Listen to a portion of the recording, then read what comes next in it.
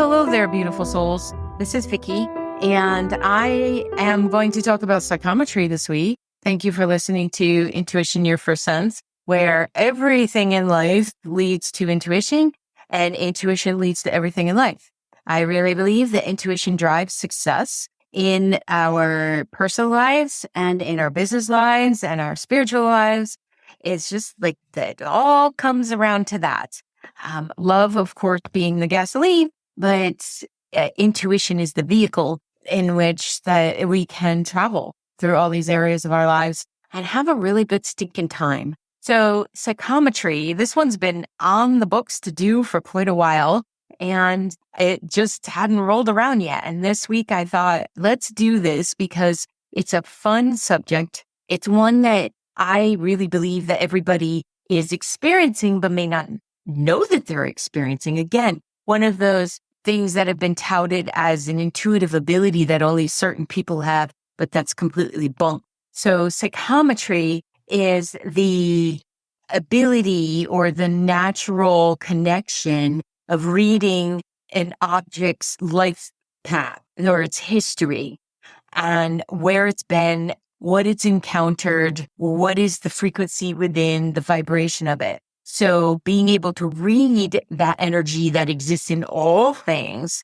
is the act of psychometry. And our bodies release energy. We have energy fields. There's the life force energy that flows through us. And we leave an imprint everywhere we go. Think of kids with sticky fingers, right? Everything we touch, everything we walk by, everything we pass through, we leave these remembrances of us. It's not just epithelius and skin cells and all that kind of stuff. I know that sounds gross, but it's true. There's a reminder of where we've been. And if you learn that this happens and you learn to tap into it, there's so much information you can get from the world around you. Now, having said that, there's so much information that you can get from the world around you that it can become distracting or it can become overwhelming. So I'm going to talk about all of that, but mostly associated with the objects that are in our lives. So if you've ever felt drawn to something in a store, or not just from the aesthetics of it, but you just feel drawn, or you're at a yard sale and you don't know why you need this particular thing, but it wants to go home with you when at any kind of plant sale or anywhere where their plants might be given away, I will feel it out to see if that plant actually does want to go home with me. I'm not someone who just takes them for the sake of taking them, because I believe that there ought to be a respect in that. So trees are sentient beings, plants are sentient beings. They'll let you know if they want to go with you. And if you're tapped into the energy of them and the act of psychometry, it just gets so much easier. And that also means it gets easier to say no to things. So you won't take things that might seem like a good idea, but just don't resonate with you. So every object that you encounter has a map of where it's been. Sometimes even stories to tell. When I go to the grocery store, I purchase my groceries. I don't think of anything of it. But when I'm walking to my car, I clear the energy that is around those or on those grocery items, especially the fresh fruit and things of that nature. And I just do a simple, Archangel Michael, please clear all of these groceries that I have with me. I'm so grateful for them, and leave their energy here that does not need to travel with me. So therefore, only their life force energy gets to travel with me, not the people who picked it. I'm sure they're lovely people, but I don't want their energy. People who packed it, people who put it on the shelves, the person who checked me out. Well, unless I checked myself out, I want to leave that behind, because it's not going to do me any good to take that extra information. It's actually going to be distracting. So it's something as simple as grocery shopping or back to school shopping with your kids, or even your own shopping with your friends or self.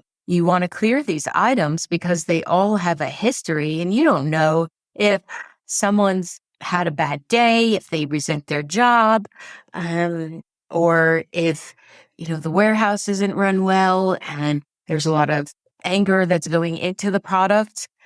I have left restaurants because I felt like the chef's energy was just too toxic, or whomever was putting together the food. And I wasn't going to put that in my body. Yeah, you can clear it, but no, I'm not going to support that. You got a nasty attitude, I'm out of here. And the front of the house can be lovely, and I'll still feel that energy. I have left. Yeah, I could be a pain in the butt sometimes. What of it? The objects that we associate more often, for instance, my watch that I wear every day, is going to have more of my energy on it than, a bag I might use occasionally when I travel. The objects that you wear near and dear to you have more of that. Your car can have that, especially if you're someone who really likes your car. I love my car. And I treat her well because I know the energy that goes there is also returned to me. And when I'm driving, I want to feel safe within her little body. And yes, I've personified her just a little bit. I never did that before. This is the only car that I've ever done that with. And we could chalk it up to, it was brand new to me. It wasn't a used vehicle because it was such a good darn deal that I had to jump on it. But honestly, I think it's just because she's adorable. So we all possess these abilities to pick up the energy, much like animals will leave an area before a storm is coming. They feel the vibration, they feel the energy that's happening and the message that's coming along. So they'll hightail it out of there, and you really ought to pay attention if animals are leaving, especially the wild animals. If they're getting the heck out of Dodge, you might want to pay attention to that. So we have the same ability to pick up on the vibrations and the specific frequencies that exist on products and on in our nature and, everywhere in our world, actually.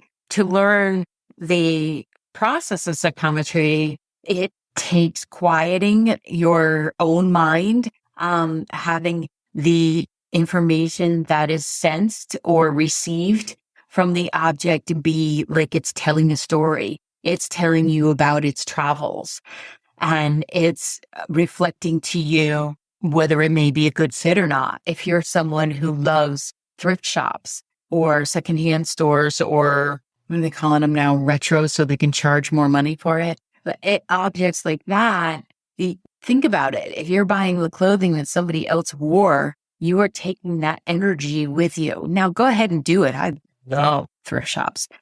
They have wonderful ones in Canada. If you're someone who does that, just know that you want to clear it before you come home. When you come home, you could use spray sage. You could sage it itself. I always run it through the washing machine, and with that, a clearing that goes through. And some of that because some of the fabric softeners I'm allergic to. So I want to make sure I don't get itchy either. But the information that you sense when using psychometry is telling you about what location did it come from? What feelings did it absorb? Was there an emotional upset? Was there a celebration or a playfulness that is there? And to tune into this, just think about something you purchased recently and how excited you were to receive it. Even if you bought it for yourself, but how excited you were to receive it, that energy is then absorbed in that object. So you could start by feeling into that.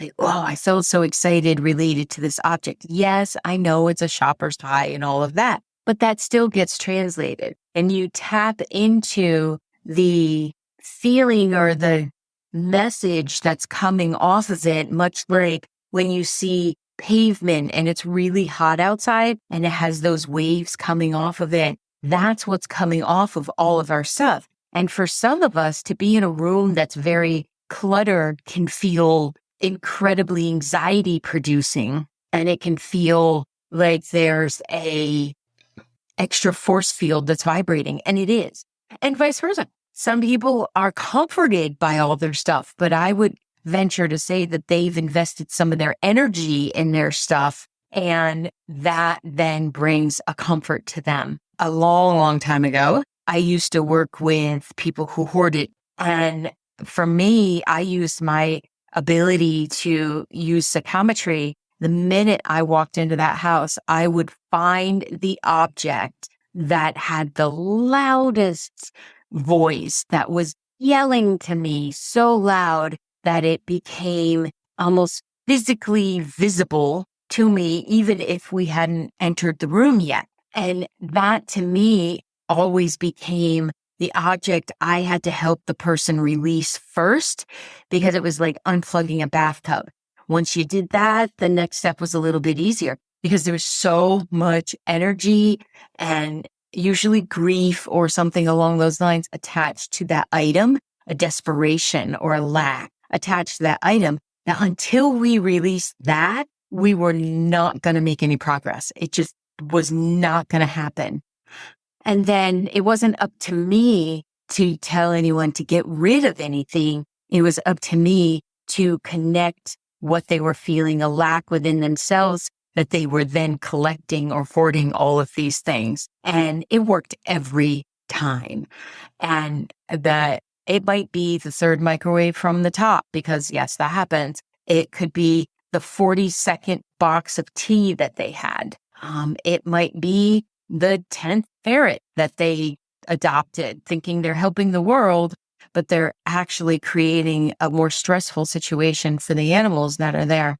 So tapping into that item, I was there with the person, but I was more interested in what the messages of all the stuff in the house gave to me. So if we encountered something that their heart really, really, really, really could not release, or their psyche could not release, that's fine. That's fine. Absolutely. We will move to the next loudest and then work our way backwards. But with the people I worked with, the overwhelming majority of them could feel the relief that they felt in releasing that one item. And I didn't always go into it. I didn't go into what was going on in their life at the time. I could have, but that wasn't the place. I was there to help them understand that they were giving their power away to all of these items. And if they just held that within themselves, they could feel comfortable in the world. So it's fascinating the amount of frequency and vibration that everything has. And you may receive a gift from someone that your eyes say are so gorgeous, like you just aesthetically love it, but then you're like, why can't I stand this piece? I don't know that it's necessary to go into the why of something, but you could say, oh, wait a minute, let me just clear the energy and see if that helps me, see if that makes it better. There are times where I'll pick up on stuff and I'll know the history, but it doesn't faze me in the least. I'm not emotionally attached to it. I might know where it came from, but I'm not emotionally attached to it. When I moved in with Mike, of course he had sheet sets, right? And of course he had a history before me. And he didn't want me to put one set of sheets on the bed because someone he had been in a relationship with gave it to him. And I looked at him and I said, I know that, but they were adorable. I'm putting them on the bed. They were stormtroopers. I thought it was funny to be in our 50s and have sheets of stormtroopers. So even though I'm woefully uneducated about Star Wars and all that, much to my kids' chagrin and his too. So something can have an energy about it, and it could be neutral or it could even be funny. I mean, I'm grateful he had somebody in his life that got his sense of humor at the time. I'm also grateful it didn't work out. I'm not a fool. There's an app for that. I created an app for developing intuition. I created an app that will help you connect with community. And I created an app where you can take courses at your own leisure and then attend live events with myself and the rest of the amazing people that are connecting within the Vicky B app. You can find this app in Google Play. You can find it in the Apple Store as well. I do hope that you head on over there, download it. Yes, there are in-app purchases, but there's also plenty of content that is complimentary. Thank you so much for being interested in this, and I hope to see you within the app. So when you're feeling this, it's much the same as feeling excitement about being able to go somewhere, feeling dread about having to go somewhere. This comes from the same space. However, I will say initially when you're developing it, you want to put your hands on the item if you can, because being able to feel the frequency through your hands is more activating to the rest of your system, because there's so many energy points in the palms of your hands and chakras in there that you may as well use them, right? Why are you going to stand in front of something hoping to get some information if you can put your hands on something and it'll give you that information? So as fast as I'm talking, you have to do the opposite. You have to calm down. I get so excited about this stuff. Then you put your hands on the item and just ask, does it have anything to tell me? Now, you could begin this with someone else that you trust. So sit down with a friend, have them give you one of their possessions, one of their things. I want you to put it in your non-dominant hand. I want you to put it in the hand that you do not write with or use the most, because some people write with their left, but they use their right for everything. You're going to have to feel that out. What is your non-dominant hand? Because your non-dominant hand tends to be the receiver in your life, and your dominant hand is the messenger, right? It gives out. So as you have it put in your non-dominant hand, you actually forget what the object is. Don't let your head go to the place of, this is a pocket watch. It must belong to a grandfather. No, you go completely dumb is what you need to do. You need to go to a place where there's no consciousness happening and you're simply receiving the information. And it takes a while for this to work. This is not a one-stop shopping. Now, you may find where you have sat in, development circles, or you've been working on your intuition and you haven't gotten anything, but somebody slapped something in your hand and you're like, whoa, I have that. That can happen. Either way, you want to let your mind wander. Just let it go wherever it wants to go and let it play until you receive any impressions. Take your time, 10 minutes, 15 minutes, half an hour, and then share what you're getting. When I used to do in-person classes, I would see people edit what they were feeling, seeing, hearing, intuiting, and I'd be standing right next to them going, oh my goodness, it's right there. And they're not sharing. Why? Because we feel self-conscious, or we feel like you're going to say something ridiculous. I want you to say the ridiculous. More often than not, the ridiculous is the truth. So, this watch, for instance, came to you through a flea market that you attended with an ex-partner, and you're glad you don't have the ex-partner, but you love the watch. Anything's possible. So you want to share that, whatever you're getting. And that's why I said, do this with someone you trust, because it does feel revealing. It feels vulnerable. It can feel cucamonkers, all of that stuff. It's similar to like when I first started doing readings, I'd be like, oh man, I feel like I'm making all this stuff up. But then when it connects with the person, you start to get some evidence, you start to get some validation. And then, this is a very touchy world. You could put your hand on, just rest it on a stop sign as you're waiting to cross the traffic and feel what you feel. You might want to carry some hand sanitizer with you. We got monkeypox going on. But regardless, feel your way through this life will also help your emotional development. It'll help you navigate life that much easier. So holding an object in your hand, some people will put it to their forehead. That has never worked for me, but feel free. I feel like that blocks me. It feels like I'm putting a great big steel door in front of my third eye. But if it works for you, go for it. I have had some success in holding something up to my chest, holding it to my heart, and being able to feel and even smell or get images from where it has traveled. It's most often used for watches, or if you were to go for a reading, sometimes the person reading will say, give me the ring you're wearing, and they'll hold on to that. It's similar to reading tea leaves, right? They probably don't need it, but it helps to bring in the extra information. And sometimes the information that's held on these things isn't always pleasant.